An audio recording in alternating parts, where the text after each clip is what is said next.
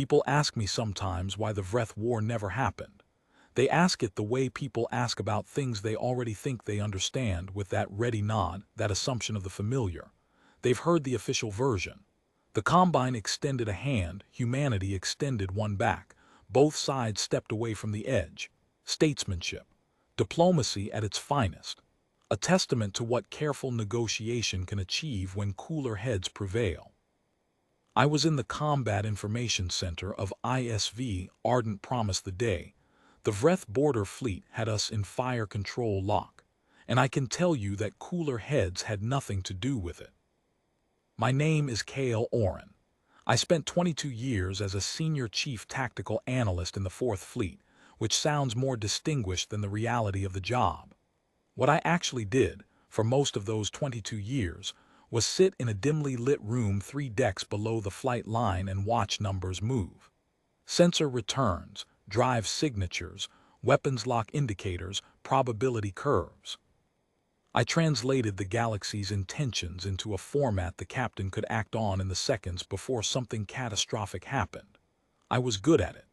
By the time we made the Vreth jump, I was good enough that I had begun to believe, in the way that careful professionals sometimes make the mistake of believing, that I had developed a complete enough model of how things went wrong that I could usually see the shape of disaster before it arrived. The Cachet system taught me the limits of that belief. It also taught me something about what happens when a civilization builds its entire sense of meaning around a signal it doesn't understand, and what it costs, on both sides, when the truth arrives larger than anyone had accounted for. I'll start with the Vreth. You need to understand what they were before you can understand what happened to them. The Vreth Combine was not a young species. They were not ancient in the way the Cathari are ancient, those patient beings who had watched star systems form from comfortable distances measured in geological epochs. The Vreth were old the way a family with long roots is old. They had been building the same civilizational structure for so many generations that the structure had ceased to feel like a choice and had become simply the ground they stood on. Their society was organized entirely around a hierarchical priesthood called the Sanvarath, which translates imprecisely as the Voice Keepers, though the more accurate translation would be something like guardians of what is received. The name was meaningful. The Sanvarath held interpretive authority over everything the Vreth received from outside their own systems, trade signals from neighboring civilizations, military communications from border conflicts along their outer edges, astronomical data from their deep space observatories. The premise underlying all of it was that the Vreth were uniquely positioned to receive the universe's transmissions and to determine what they meant. They had done this for centuries.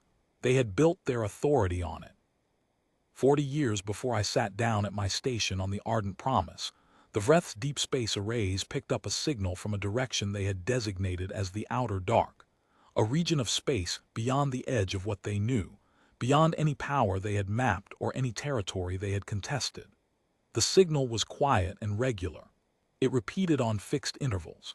It carried data that their analysts could parse only partially, because the data structures were unlike anything in their signal libraries. The signal was ours. It was the maintenance transmission from one of humanity's early interstellar probe relays, the kind launched long before we had functional faster-than-light travel, built on the patient assumption that if you launched enough of them in enough directions, eventually the data would come back. The transmissions were never intended to be received by anyone except our own arrays. They were housekeeping signals, the equivalent of a machine reporting its own health status to its operators. They went out because that was what the hardware was designed to do, and they had been going out for decades before the Vreth caught the edge of one. What the Sanvarath made of that signal in the 40 years between first reception and the day I'm describing would fill several volumes, and the Vreth scholars who have since written about it have indeed filled several volumes. The short version is this. The signal did not fit any category the Sanvarath had for things received from outside. It was too regular and too sustained to be natural. It was too simple and too repetitive to be a sophisticated peer intelligence attempting contact. It came from beyond the edge of everything they knew, on a fixed bearing, and it kept arriving year after year with the precision of something designed for exactly that purpose. The Sanvarath's conclusion, reached through a process of interpretation that their internal documents describe as rigorous, and that outside scholars have since described as motivated, was that the signal was a transmission from the precursors. The precursors were the Vreth's theological ancestors, a mythologized ancient species believed to have seeded the galaxy's intelligent life before ascending to a higher plane of existence. They appeared in Vreth religious texts the way creators appear in most species mythologies, formative, powerful, and conveniently absent. The Sanvarath had never, in its centuries of operation, received a direct transmission from the precursors. The outer dark signal was the first. It was treated accordingly. By the time humanity made formal interstellar contact with the broader galactic community, and the Vreth became aware that there was a species called humanity, that there were humans, with ships and systems and resource claims, and a very different understanding of who had rights to various border regions. The Sanvarath had 40 years of theology built on the assumption that the outer dark transmissions were divine. They had feast days tied to the signal's peak reception periods. They had a formal interpretive tradition that employed hundreds of analysts whose sole function was to extract meaning from the probe's housekeeping data. They had named the signal senders. They called them the Shining Architects, which was the closest Sanvarath translation for what they imagined the precursors to be. The idea that the transmissions had come from a mortal species, from the same species that was currently contesting transit lanes and pressing against their claimed border territories, was not something the dominant Sanvarath faction could accommodate. It was not merely inconvenient. It was theologically untenable. If humans had sent the signal, then the entire interpretive architecture the Sanvarath had built over 40 years was not a revelation. It was a misreading. And the Sanvarath's authority rested entirely on the premise that they did not misread what they received. Their response was to declare the reports of a human origin for the outer dark transmissions to be disinformation, foreign propaganda designed to destabilize Vreth faith. The transmissions were sacred. Whatever humans were, they were not the Shining Architects. They were, in Sanvarath doctrine, something closer to the opposite, a species attempting to counterfeit the divine by falsely claiming its voice. The term the Sanvarath used, which entered general Vreth usage during the years of diplomatic contact, was falsifiers. It was not a neutral classification. It carried the full weight of theological condemnation. The diplomatic breakdown that followed took 6 years, and I won't catalog it in detail, because what matters for this account is the situation on the day of the jump, not the long approach to it. The compressed version: every established channel was tried, every intermediary between the major galactic powers was engaged, and none of it moved the Sanvarath from its position. The Vreth border fleet was reinforced 3 times over those years. Our diplomatic mission to the Kashyyyk system, a 3-person team with no military backing, operating on the assumption that good faith would be sufficient, was expelled under circumstances that left 2 attachés with injuries requiring medical attention and a fast courier limping home with a hull breach on its secondary drive. The Sanvarath issued a formal declaration closing the outer Vreth border to all traffic from falsifiers.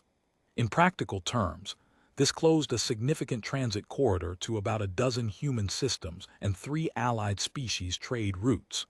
Fleet Command sat with that situation for 4 months, ran every diplomatic option again, and reached the conclusion that there was exactly one thing that might work, and it was not diplomacy.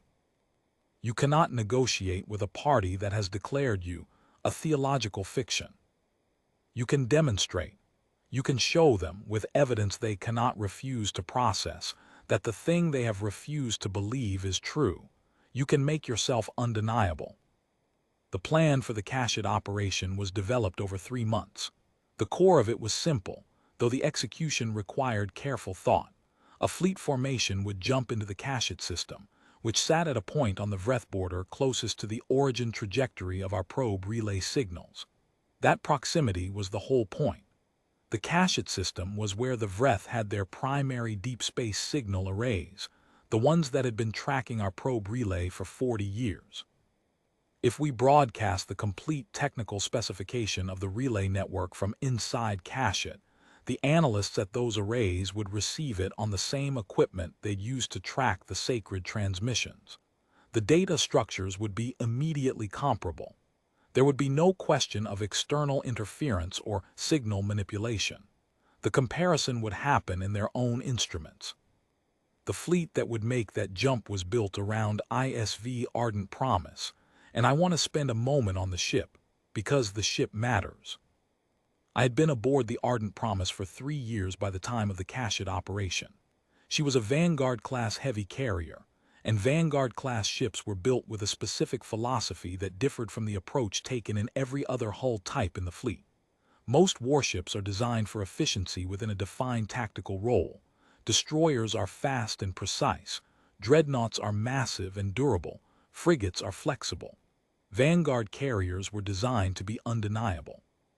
The design requirement, as I once heard it described by an officer who'd been involved in the program's early stages, was, when an enemy commander sees this ship on his sensors, he should feel, before he feels anything else, that his assumptions about the engagement have been wrong. She was 430 meters of hull. Her main gun emplacements, 9 of them, distributed along both flanks and across the dorsal ridge, could engage targets in 3 separate firing arcs simultaneously. Her flight deck carried 60 strike craft in standard configuration, and she could deploy them in a single wave under combat conditions. Her armor was rated for sustained fire from opponents in a higher displacement class. She had been built to be the largest thing in any room she entered, and to look like she knew it. I had stood on the observation deck once, during a training exercise 3 years earlier, and watched her from a shuttle coming in from the transit station. From 100 meters out, in the flat light of deep space, she had looked less like a ship than like a decision someone had made about how the conversation was going to go. On the day of the Cachet jump, she had 5 escort vessels on her flanks, 2 Wedge-class destroyers running tight formation on either side, a pair of heavy frigates slightly further out, and a fast signals cruiser positioned at the rear of the formation whose primary role was to amplify and rebroadcast the package we'd be sending. The formation had been practiced. We knew our positions. We knew our orders. The standing order was simple and had been repeated every watch cycle during the transit to the jump point. We were not to fire unless fired upon, and we would accept 1 volley before returning fire. The reasoning was explicitly stated in the operational briefing. The Vreth border fleet needed time to process what they were seeing, and if their weapons officers responded in the first seconds of shock with a reflexive salvo, we were not going to start a war over a moment of panic. 1 volley was the threshold, not 2. I remember thinking, when I heard that order for the first time, that it was a reasonable position and also an extremely optimistic one, and that the people who had written it had perhaps not spent enough time with Vreth tactical data. The Vreth border fleet's engagement doctrine, as we understood it from intelligence reporting, did not feature warning volleys. It featured containment formations and coordinated opening fire. The 1 volley threshold assumed a level of hesitation that Vreth doctrine did not build in. I kept that thought to myself and reported to my station. The jump point was 12 hours out from the Cachet approach corridor, and we spent those 12 hours in the particular kind of quiet that accumulates on a warship when the crew knows what's coming and has nothing useful to do about it yet. I ran my calibrations 3 times. I reviewed the Vreth tactical data I had access to, drive signature profiles, weapons lock characteristics, formation patterns from the 3 border fleet reinforcement events we'd tracked. I ate a meal at my station, which I almost never did, because the idea of walking to the mess deck and sitting with other people in that 12-hour silence seemed worse than staying where I could be useful. Captain Alara Voss made one general address during the approach. She was not a demonstrative officer. She did not give speeches the way some commanding officers do, the kind of address that is really a performance, designed to project confidence into an uncertain situation. Her address lasted about 40 seconds. She told us what we were doing and why. She told us the rules of engagement. She said that our job was to hold our position, broadcast the package, and answer hails, and that if we did those three things cleanly, we would complete the operation and go home. Then she closed the channel and went back to her command board. That was why she was good at her job. She said the thing that was true and stopped talking. I was at my station when we made the jump. The translation back to normal space happened in the way it always does. The FTL envelope collapses. The blackness outside resolves into stars, and the sensor systems spend about 3 seconds recalibrating before the data starts coming in. 3 seconds is a long time when you're waiting for sensor data in a hostile system. I watched the board come up one display at a time, the overlays populating as the Ardent Promises passive sensors found things to report. They found a great deal to report. The Vreth border fleet was 41 warships. I want to let that sit for a moment before I continue, because the number is meaningful in context. Our formation was 6 ships. The Vreth had positioned 41 warships in the Kashyyyk system, which meant they had been tracking our approach trajectory, had anticipated the jump point, and had deployed approximately 7-to-1 odds in their favor before we arrived. Their formation was a containment spread, 3 distinct engagement groups bracketing the jump point so that anything coming through would face overlapping fire from at least 12 vessels simultaneously. It was a sound defensive posture.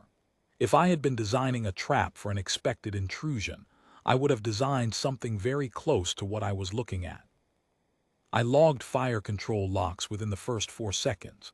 Not speculative targeting, active fire control locks, the kind you establish when you have made a decision to engage and you are waiting for the order. 8 of their vessels had weapons systems actively tracking us within the first 30 seconds. I reported this to Captain Voss in a flat voice because that was the job. 41 warships, 7-to-1 odds, 8 active fire control locks, and our orders were to hold position and broadcast. Captain Voss acknowledged my report without looking up from her command board.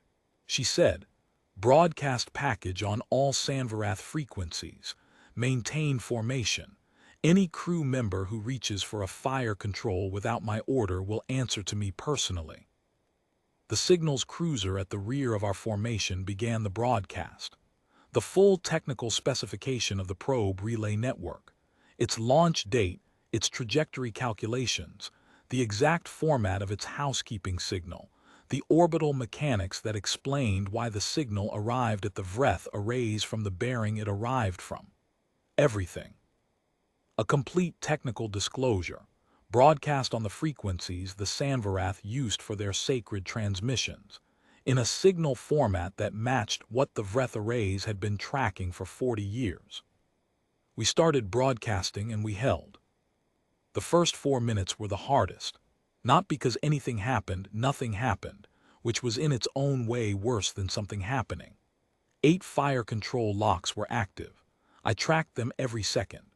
2 of the 12 tracking vessels tightened their solutions in the first 3 minutes, which meant their weapons officers had refined their targeting data and were ready to fire with better precision than they'd had a moment before.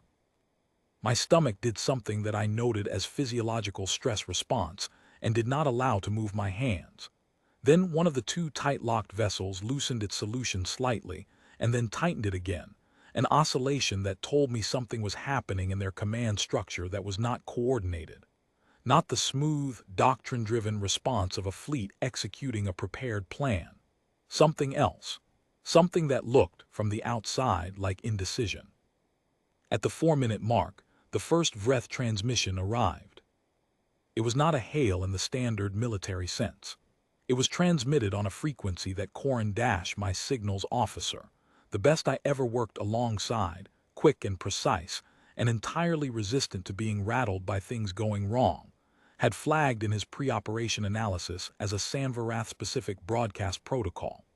The protocol was used exclusively for communications between holy sites and their ordained relay stations. It was, essentially, a religious communications channel. The Vreth were not hailing us as a military contact. They were querying us as if we were a node in their own sacred signal network. Corin translated it in real time and pushed the text to my secondary display. I have kept a record of it in a notebook I've carried ever since. The translation, as close as we could render it: identify. Are you the wellspring, or do you carry its voice? I want to describe what I felt when I read that, because the feeling is part of the account, not separate from it. There was a cold, settling sensation in my chest, the kind that comes when you've been looking at something for a long time without understanding it, and then the understanding arrives, and you realize the thing was always larger than you'd been treating it. We had known, going into the Kashyyyk operation, that the Vreth had built doctrine around our probe signals. The intelligence reports had said so clearly. But intelligence reports are summary documents. They translate a civilization's beliefs into parsed, manageable data points. They tell you what a culture believes without giving you the weight of the belief. Reading a military hail from 41 warships phrased as a religious invocation, "Are you the wellspring, or do you carry its voice?" I felt the weight of it for the first time. 40 years. They had been receiving our probe relays' housekeeping transmissions for 40 years, and in those 40 years they had built something immense around what they thought the signal was. Not a misunderstanding that could be corrected with a strongly worded memo. A structure. A living, practiced, institutionalized structure that had shaped their theology, their politics, their border policy, and at this moment, the command decision-making of the officer in charge of 41 warships who had us locked. I asked Corin to draft a response to the Samvarath channel query. He looked at me for half a second, the kind of look that says, "Are you sure this is inside our operational parameters?" And then he drafted it and I approved it and we sent it. A broadcast on Samvarath frequencies identifying ourselves as the origin point of the transmissions they had been receiving, referencing the specific relay designator codes that appeared in the technical package we were broadcasting, and inviting them to compare the signal formats directly. We sent it and went back to holding. At 7 minutes and 40 seconds, 2 of the fire control locks disengaged. I reported it to Captain Voss. She said nothing. She was watching her own board with the focused stillness that I had come to recognize over 3 years as her at maximum attention. I continued watching the remaining locks and kept my hands where they were. What I didn't know yet, what I learned 18 months later from Verithkas, a Vreth signals analyst who became one of the treaty's principal architects, and who described the Kashyyyk situation to me in careful, imperfect pidgin in a neutral station conference room, was what had caused those 2 locks to disengage. It was not the signals officer on those 2 vessels deciding independently to stand down. It was the signals analysts on those vessels completing their first-pass comparison of our broadcast package against the 40-year archive of sacred transmissions, and reporting their findings to their commanding officers. The match rate, even in the first preliminary pass, was above 95%, high enough that the commanding officers of those 2 vessels had apparently decided to stop pointing their guns at the thing they were still trying to understand. I also didn't know yet what was happening on the Vreth flagship. The flagship was where the fleet's highest command authority was concentrated. The officer in command of the Kashyyyk border fleet was a Vreth military religious official called Fleet Consecrate, a rank that combined what we would distinguish as an admiral and a senior bishop. His name translated as Sarith Vale. He was the one who had positioned 41 warships in the containment spread. He was the one who had established the fire control locks. He was, by every piece of intelligence analysis I had read, a committed hardliner, a senior figure in the dominant Samvarath faction, placed in command of the border fleet specifically because the dominant faction trusted him to enforce their doctrine with firmness. What I didn't know was that also present on the flagship, in a ceremonial capacity, was a senior priest of the Sanvarath's minority faction. His name translated as Gaveth Saul. He held no formal authority over the fleet's weapon systems. His role was technically ceremonial, a presence required by Vreth military religious protocol whenever operations occurred in proximity to a designated sacred signal source. The Kashyyyk system, as the primary reception point for the outer dark transmissions, qualified. Gaveth Saul was there because the rules required him to be there. The dominant faction had not expected him to matter. Gaveth Saul had been the most prominent voice of the minority position within the Sanvarath for more than a decade. The minority position, suppressed, marginalized, but never fully extinguished, was that the outer dark transmissions might genuinely originate from a mortal civilization, and that if they did, the Sanvarath's authority should extend to recognizing that fact rather than denying it. The dominant faction had spent 10 years treating this position as heresy adjacent. Gaveth Saul had spent 10 years being wrong in public and insisting on it anyway. The query that arrived on my board as an incoming Vreth transmission at the 4-minute mark, the religious protocol hail, "Are you the wellspring, or do you carry its voice?" had not gone out under Sareth Vale's authority.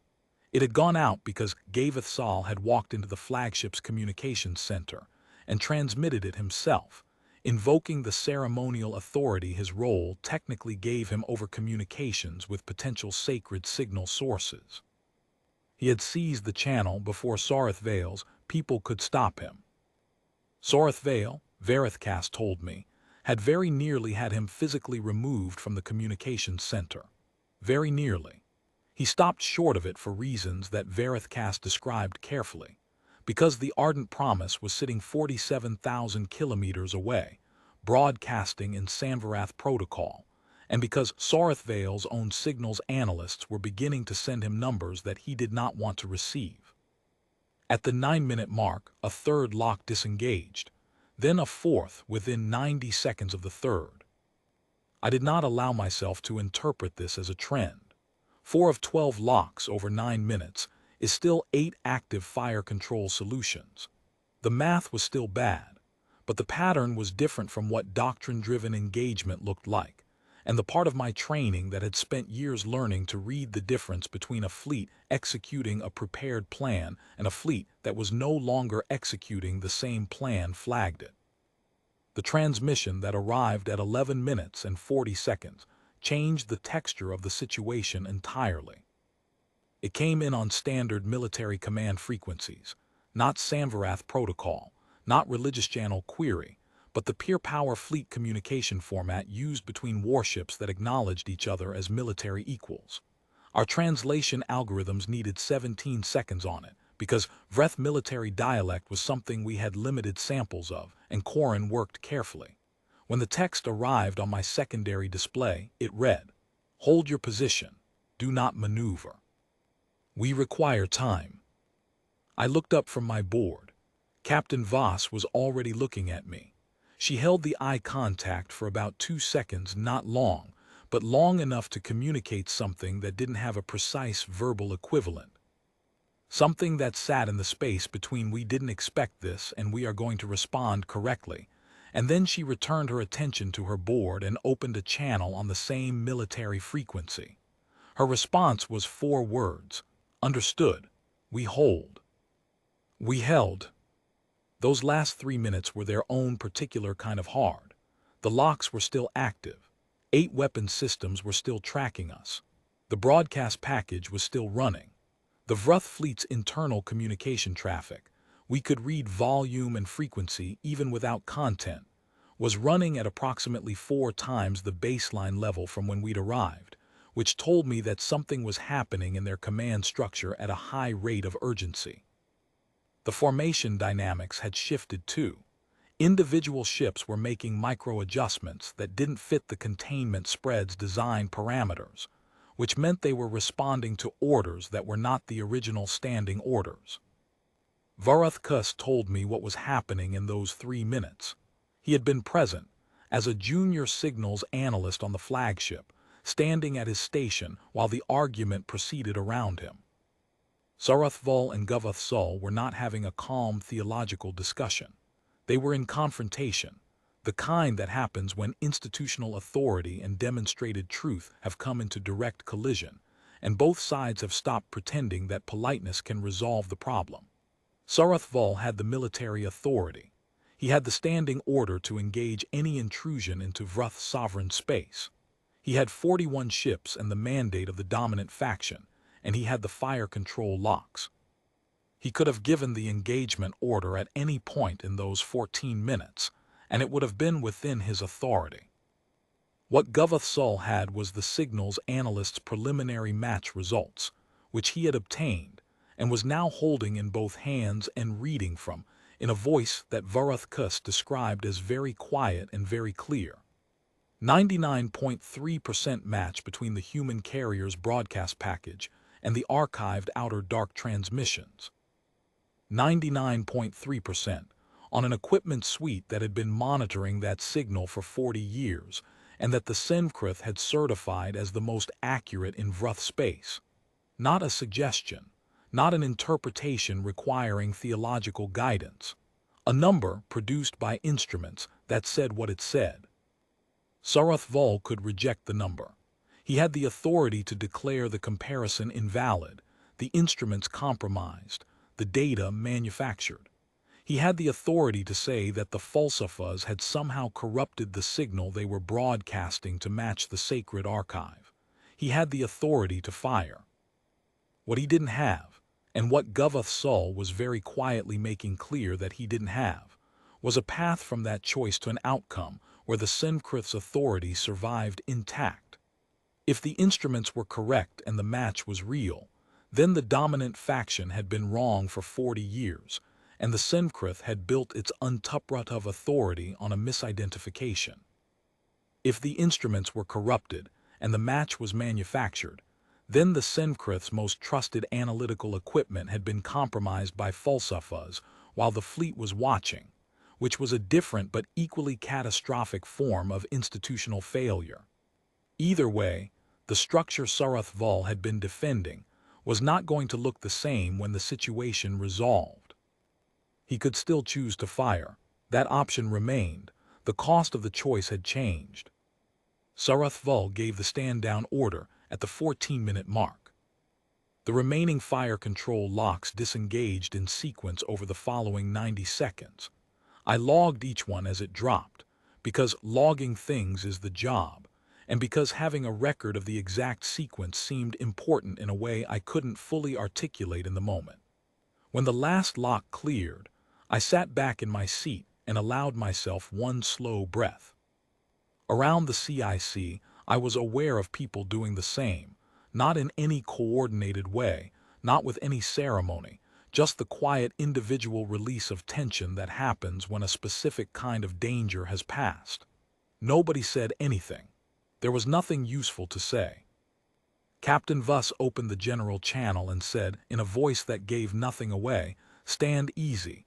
We are in communication. Hold all positions." She closed the channel. She went back to her board. I stayed at mine. The negotiations that followed the initial military-to-military exchanges, the emergency communications bringing in human diplomatic staff from the nearest relay station, the establishment of a temporary ceasefire framework, were not things I participated in directly. That was above my grade and outside my function. What I did, for the next 2 hours, was continue doing the only thing I was there to do: watch the Vruth fleet and tell the captain what it was doing. What it was doing was fracturing.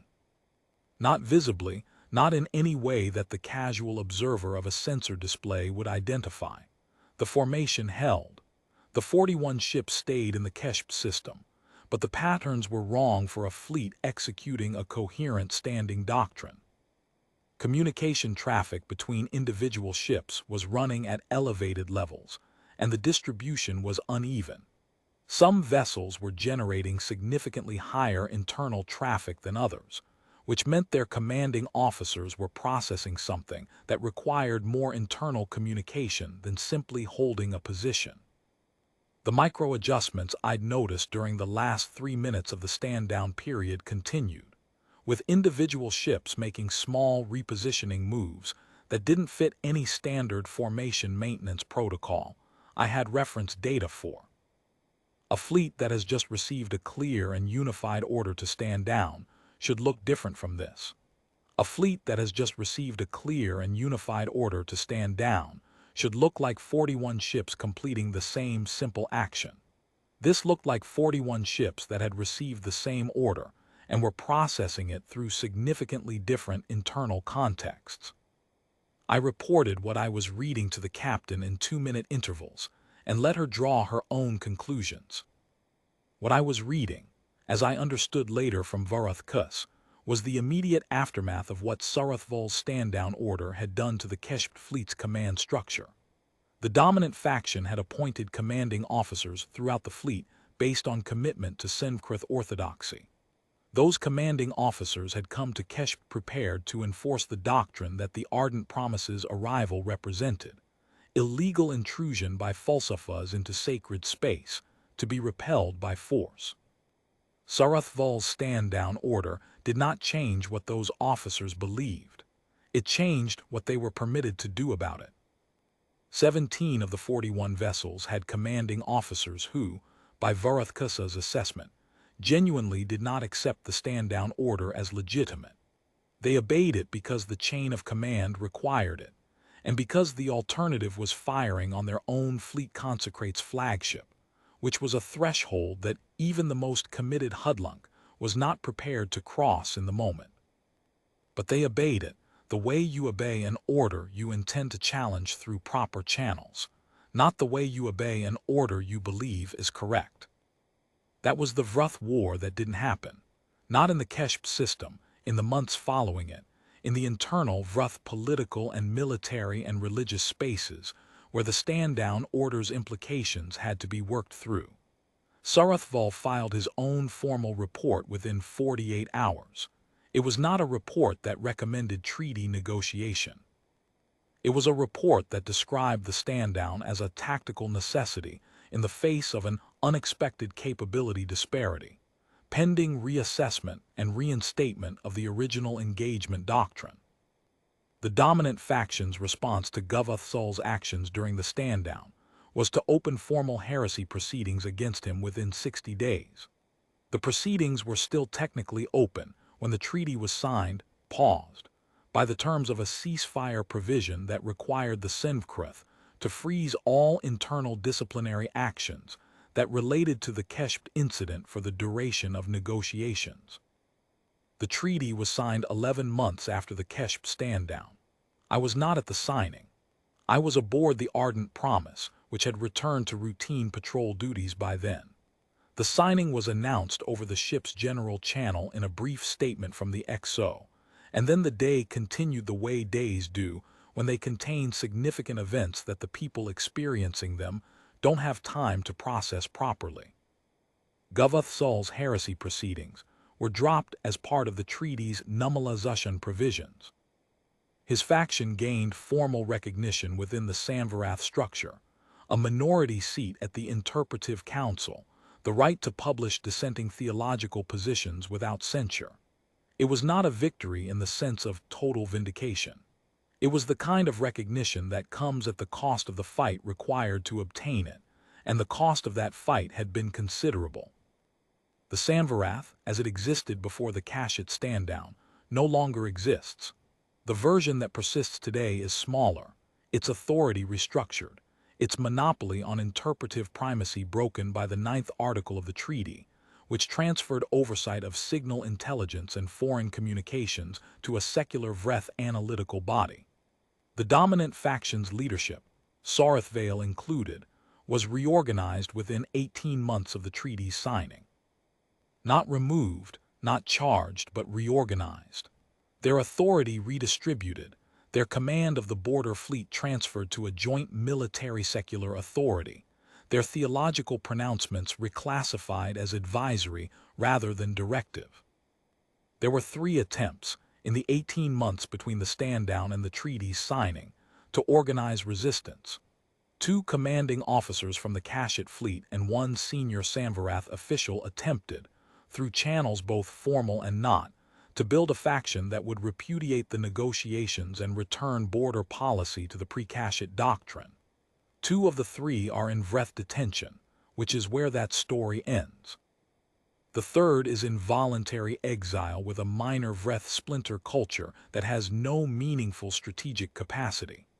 I mention them not to dismiss them, but because they are part of the cost, and I believe the cost should be counted in full. The Vreth Combine went through 3 years of significant internal contention following the treaty. Not war, not the kind of thing that gets named and recorded as a war, but the kind of institutional violence that happens when a belief structure that has organized a civilization for centuries breaks under the weight of evidence that cannot be refused. There were regions of Vreth space where the contention turned physically violent. Temples that had been built around the sacred transmissions were repurposed, then contested, then repurposed again. There were figures in Vreth communities who had built their entire sense of meaning and identity around the Samvarath's authority, and who were left, in the aftermath, with a version of that authority that could no longer promise them what it had once promised. That is a real cost. I think it deserves acknowledgement, even from this side of the equation. Gavath Sal died 18 months after the treaty's signing. He had a progressive degenerative condition that had been managed for years, and that finally could not be managed any further. The Vreth gave him a state funeral with a degree of ceremony that would have been considered heretical by the dominant faction standards a decade earlier. The ceremony was broadcast publicly. I watched it on a general news feed in the Ardent Promises crew lounge, on a day when the lounge happened to be empty except for me. The broadcast was about 40 minutes. I watched it to the end. I want to tell you about one other thing before I finish. It concerns Petty Officer First Class Aren Stahl, who was at the weapons station adjacent to mine during the entire 14 minutes, and who had his hand on a fire control interface that he was authorized to activate on the captain's order. Aren was 9 years in the fleet. He was good at the weapons station, precise, fast, disciplined. He had been in engagements before, 1 serious, 2 minor, and had performed well in all of them. He was not a reckless officer, and he was not a timid one. He had a well-calibrated sense of threat, the kind that comes from years of experience with what threat actually looks like before it arrives. He had sat for 14 minutes with active fire control locks from 41 warships. He had done this correctly, no unauthorized movement, no deviation from the captain's standing order, no visible sign of anything except the controlled stillness that the job requires. After the stand-down, after we'd been at ease for about an hour, he came to my station. The CIC was still relatively quiet. He stood next to me for a moment without saying anything, and then he asked, very quietly, what I thought the probability of engagement had been at the 7-minute mark, before the locks started dropping. I told him I hadn't run a formal calculation. He said he had. He said he had been running it on a secondary display throughout the entire 14 minutes, using the fire control lock data, the formation dynamics, and the Vreth engagement doctrine parameters we had on file. He said that, at the 7-minute mark, his best estimate was 62% probability of engagement in the following 60 seconds. I nodded and did not tell him that my estimate, running the same inputs differently, had been slightly higher. He stood there for another moment, and then he went back to his station, and we finished the watch, and we did our jobs. 6 weeks later, he put in for a transfer to a rear-area technical posting. He left active fleet service the following year. No dramatic statement, no public record of anything except a clean service history and a separation that was entirely within the normal parameters. He has a farm now, on a planet I won't name because it's not my information to share. I'm told he seems well. I hope he is. I stayed in.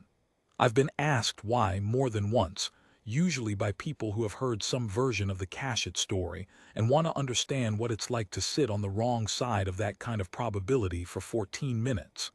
The honest answer is that I don't have a single reason. The watching is what I'm good at. The translation of what the board shows into something a commanding officer can use. I've never found anything else I can do with the same degree of competence, and I've never been entirely comfortable with the idea of leaving something I'm good at because it once scared me. But there's another part of the answer that I find harder to articulate and that I keep returning to anyway. What happened in those 14 minutes in the Cashit system was not something I could have predicted from the data. I am very good at what I do, and the data I had was telling me a 60% plus probability of engagement, and the data was wrong. Not because I misread it, I didn't misread it. The data was telling me what the situation looked like according to the doctrine, and the formation, and the lock indicators, and the known Vreth tactical framework. The data was not telling me about Gavathsal walking into a communications center and transmitting a religious protocol query, because data does not record what happens when a person who has been losing a quiet argument for 10 years is suddenly standing in the room where the argument can finally be settled. The data does not record what happens in a commanding officer's decision-making when the ground he's been standing on shifts under him, and he has to choose, in the space of a few minutes, which of the things he has built his authority around he's willing to save. Sarthvale chose. He chose to give the stand-down order, and the order cost him everything it cost him, and he gave it anyway. I don't know what to call that. I don't have a clean framework for it. I know that the 62% on a Ren Stahl's secondary display didn't account for it, and that it should have, and that there is no way to build it into a calculation. People ask me why the Vreth War never happened. Here is the complete answer. It never happened because a signals analyst did his job with precision, because a fleet commander held the hardest order with complete steadiness, because a carrier sat in a hostile system and broadcast the truth until the truth could not be refused, and because a priest who had been losing for 10 years was in the right room on the right day. It never happened because a Vreth commanding officer sat with a choice that would cost him enormously either way, and chose the one that cost him more in the short term and less in the long one. None of those things are on the data board. All of them are why the Vreth War is a thing that never happened, which is a stranger and more important category of outcome than most of the things that did. I have told you what I saw. I have told you what it cost on both sides because I think the costs deserve to be named. The treaty holds. The Vreth secular authority is stable, if imperfect. The Sanvarath's minority position is now its mainstream. The border regions are open. Two species that might have spent the next century shooting at each other are instead doing the tedious, necessary, difficult work of learning what the other one is. That is not a small thing. It is also not a clean thing. I have been very careful in this account not to call it a clean thing, because I do not think the people who lived through the contention on the Vreth side in those 3 years after the treaty would recognize a description of it as clean. It was the right outcome achieved through a process that was costly and sometimes brutal, and that left real damage in real communities. That is what right outcomes usually look like, in my experience. Anything that has been cleaned up enough to look simple has had something true removed from it. The Ardent Promise was decommissioned 4 years after Cashit. I was at the ceremony. She was not scrapped. Vanguard-class hulls are too expensive to scrap, so she was placed in reserve, sitting in a fleet anchorage somewhere, probably waiting for a situation that warrants bringing her back. I don't know what that situation would look like. I hope it takes a long time to arrive. I keep the notebook. I keep it because the translation of that first Vreth transmission is in it. Are you the wellspring, or do you carry its voice? And I find that I am not ready to stop carrying that question around. It seems to me that it is still worth sitting with, what it costs to have believed something for 40 years, and what it requires of you when the thing you believed arrives in your system larger and more real than belief had made room for. The Vreth faced that. They did not handle it gracefully in the aggregate. They handled it, which is different and harder, and, at the end of a long accounting, enough. That is all I have to say about it. That is the truth of why the Vreth War never happened. It turned out to be enough. There is one more thing about the Cachet system that I have not described, and it lives in the middle of those 14 minutes in a way that the summary account doesn't fully capture. I want to describe it because it is the part that I return to when people ask me what it was actually like to be there. Not the broad strokes, not the diplomatic history, not the final tally of what it cost, but the texture of the experience as it was happening. The Ardent Promise was a large ship and she carried a large crew, and in those 14 minutes the ship was very quiet. Not silent. The CIC has the constant background of systems running, the soft clicks of sensor recalibration, the ventilation moving air through spaces designed for 100 working people. But quiet in the way that comes when a crew that knows its business has settled into the particular discipline of not adding unnecessary noise to a situation that requires everything to be heard. I was aware of the people around me in the CIC with a heightened precision that I don't usually experience during routine watches. Ensign Petra Valls at the secondary sensor console, running a continuous passive scan of the Vreth formation's drive signatures and saying nothing except what needed saying. Corin Dash at the signals station, working his translation algorithms with the focused stillness of someone who understands that the speed of his processing is directly coupled to the quality of the decisions being made. Weapons Officer Kira Tannen at the station to my left, not a Ren Stahl station, her station, running firing solution checks that she would not use unless the order came, keeping them current, keeping them ready, maintaining the state of readiness that professionalism requires even when you are hopping professionalism's full capabilities will not be needed. Captain Voss at the command board. I was acutely aware of her in a way I am rarely aware of commanding officers, because everything in the CIC was oriented toward her, not in a deferential way, not in the way crew orients toward command during a routine watch, but in the focused way that a trained and capable team orients toward its focal point when the stakes are real. She had not moved except to acknowledge my reports. She had not given any order except the one she'd given at the start. She was holding the ship in exactly the configuration the plan required, with the steadiness that makes the difference between a plan holding and a plan unraveling, and she was doing it by doing almost nothing. That is the hardest thing to explain to people who haven't been in a CIC under those conditions. The difficulty is not in the doing. The difficulty is in the not doing. The fire control interfaces are right there. The engagement options are right there. The calculations that tell you what your weapons can accomplish against the specific configuration of the opposing force, those are running on every relevant station because that is what tactical professionalism requires. The information is there. The capacity is there. The decision not to act on either is the thing that requires the most, and it requires the most not because it is passive but because it is a continuous active choice, remade every second, in a context where the case for acting is sitting on every sensor display in the room. Voss remade that choice for 14 minutes. Every person in the CIC remade it alongside her, each in the scope of their own station. That is not a small thing to do. I want it recorded that it is not a small thing.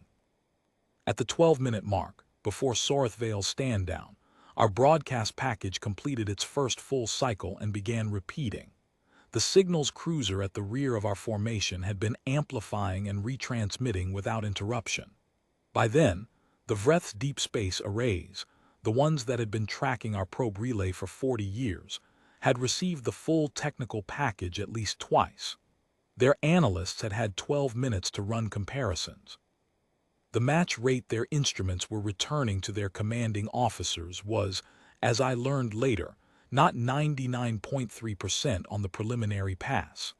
On the full comparison, with 12 minutes of processing time on their best equipment, it was higher. Verithcast showed me the analytical report in the neutral station conference room, with the imperfect pigeon and the careful clarity of someone who understood that the details mattered. The final comparison result, as logged by the Vreth Deep Space Array Station in the Kashyyyk system, was 99.87% structural identity between the Ardent Promises broadcast package and the 40-year archive of sacred transmissions. The residual deviation was accounted for by signal degradation over transit distance, exactly the degradation that the broadcast package's technical documentation predicted for a probe relay at that distance and trajectory. There was, in other words, no analytical wiggle room. There was no version of the numbers that left the dominant Samvarath faction's position intact. The transmissions were ours. The instruments said so, and the instruments were the Samvarath's own instruments, certified and maintained and trusted for 4 decades as the most accurate signal analysis equipment in Vreth space. Soreth Vale had those numbers by the 11-minute mark. The transmission requesting that we hold position, "We require time," was sent at 11 minutes and 40 seconds. What he required time for, as Verithcast described it, was not further analysis. The analysis was complete. What he required time for was the decision, which is a different kind of requirement entirely. I have thought about Soreth Vale a great deal in the years since Kashyyyk, more than I expected to, when the operation was over and I returned to the ordinary work of the fleet. He is not a figure who appears prominently in the accounts most people have read. The diplomatic history tends to focus on Gaveth Saul, who has a more straightforward narrative arc, the vindicated dissenter, the man who was right when authority said he was wrong, the treaty architect who didn't live to see its full implementation. That's a legible story. People find it satisfying. Soreth Vale's story is less satisfying and more interesting to me. He was, by the intelligence analysis we had on him, a person of genuine conviction. He had not spent 40 years defending dominant Samvarath doctrine for personal advancement. The intelligence picture suggested a man who genuinely believed what he was defending, who had organized his understanding of the universe around a theological framework that was now, in the space of 11 minutes, producing numbers that framework could not accommodate. He had authority and weapons and the mandate of the faction that had placed him where he was, and he had evidence that was not going to change no matter how many times his analysts ran the comparison. He gave the stand-down order. He gave it knowing what it would cost him, because anyone with his understanding of Vreth politics and Samvarath internal dynamics would have known exactly what it would cost the moment it was given. He did not give it because he had changed his mind about the theology. Varuthkus was careful to note that Soreth Vale's subsequent filings suggested he maintained, to the end of his authority, a position that the situation required a tactical reassessment rather than a doctrinal admission. He gave it because there is a point where the gap between what the instruments say and what the doctrine requires becomes too wide to hold across, and he reached that point, and he chose, whatever the internal framing, to step back from the edge. That is the thing that I find I cannot fit into a clean narrative, and so I have not tried to. The Keshp stand-down was not the result of one heroic choice or one villainous refusal. It was the result of a specific configuration of people, in a specific situation, with specific information, making choices that were determined by who they were and what they believed and what the instruments were telling them. And the outcome of all of that was 14 minutes and a stand-down order and a war that didn't happen. I watched it on a sensor board. I could not have told you, while it was happening, that it would resolve the way it did. The probability calculation said otherwise. The probability calculation was not wrong. It was incomplete. That's the distinction I keep coming back to. 62% is not a miscalculation if 62% was the honest assessment of the data available. The data available didn't include everything that mattered. It rarely does. I have been watching data for 22 years, and I have never once had a board that showed me everything that mattered. The board shows you what it can measure. The rest you find out afterward, or you don't find out at all. Kesht is the one where I found out afterward, and I am glad of it, because the finding out gave me the complete picture of what I had been sitting in the middle of without seeing. It did not make the 14 minutes feel smaller in retrospect. If anything, it made them feel larger, not as a moment of danger survived, but as a moment where a great many things were true simultaneously, in a space so compressed that none of us in that CIC had access to more than a fragment of them. We saw the sensor data. The Vruth flagship crew saw the sensor data from the other side. Guvath Sul saw the match results and his 10 years of losing an argument. Sarath Vol saw the numbers and the choice they were presenting him. Arun Stull saw a 62% probability and held his hand still. Corin Dash saw the Senvkrith protocol query and translated it in real time. Vus saw all of us and held the ship in place. The complete picture is the sum of all of those partial views, and the sum is larger than any of the parts. I know that is an obvious observation. I am making it anyway, because the official record doesn't capture it and someone should. That is truly all I have. I have kept it as complete and honest as I can.